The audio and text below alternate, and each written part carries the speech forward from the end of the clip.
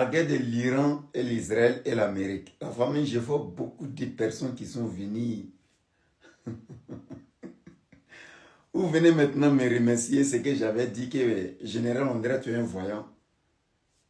Les vidéos que vous voyez jusqu'à nouvel ordre, nous sommes au 1er mars encore.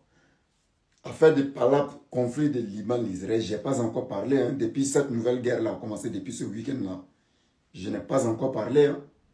Donc les anciennes vidéos que vous voyez là, ce sont des anciennes vidéos. La première attaque qui a eu lieu, où il y a 12 jours de guerre là. Les vidéos que vous voyez, ce sont ces vidéos-là. Ce que j'ai dit dedans là, c'est ce qui se réalise aujourd'hui. Ce que j'ai dit dans le problème de l'Iran-Israël, c'était un mois de juin, non, les 12 jours de guerre qu'ils ont fait. C'est cette vidéo que vous êtes en train de commenter aujourd'hui. Vous pensez que c'est aujourd'hui que j'ai parlé. Je n'ai pas encore parlé. Hein. C'est maintenant que je vais m'exprimer dessus. Ce que j'ai dit dans l'autre vidéo, là, j'ai préparé pour le prochain attaque. Tout ce que j'ai dit, c'est de cette attaque-là que j'ai parlé. Vous savez, moi j'ai compris quelque chose déjà dans cette histoire des blocs mondiaux, les deux blocs mondiaux qui vont... C'est le monde qui sera divisé, deux grands blocs entre le dollar et les monnaies des Russes, mais ils appellent ça comment? BRICS. Entre le dollar et BRICS. Depuis l'arrivée de cette monnaie, depuis le jour où ils ont commencé à annoncer, les pays ont commencé à se déclarer dedans. J'ai compris qu'il y aura quelque chose va se passer.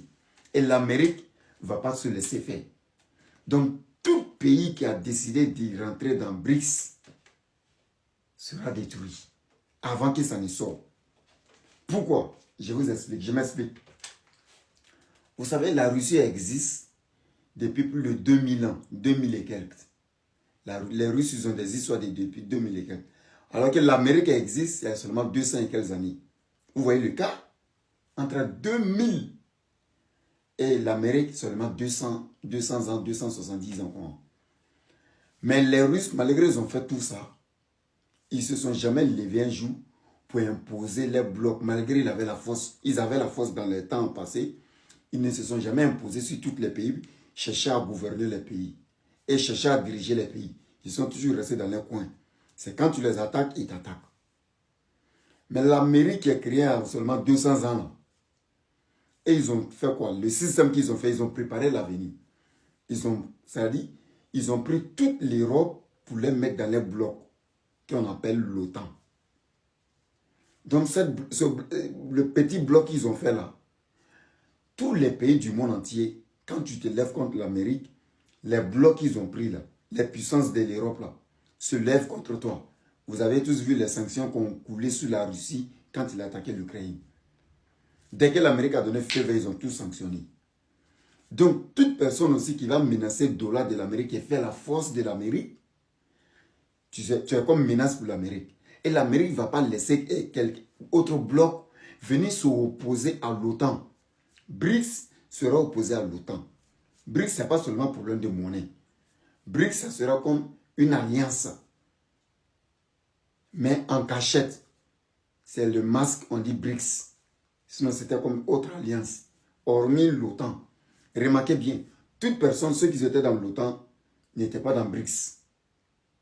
Parce que BRICS, ça menace le dollar. Qui menace le dollar menace l'Amérique. Qui menace l'Amérique menace l'OTAN. C'est comme fil. Donc, depuis l'Iran s'est affiché qu'il est dedans, qu'est-ce qu'ils ont fait? Ils ont visé l'Iran en train de parler de missiles nucléaires.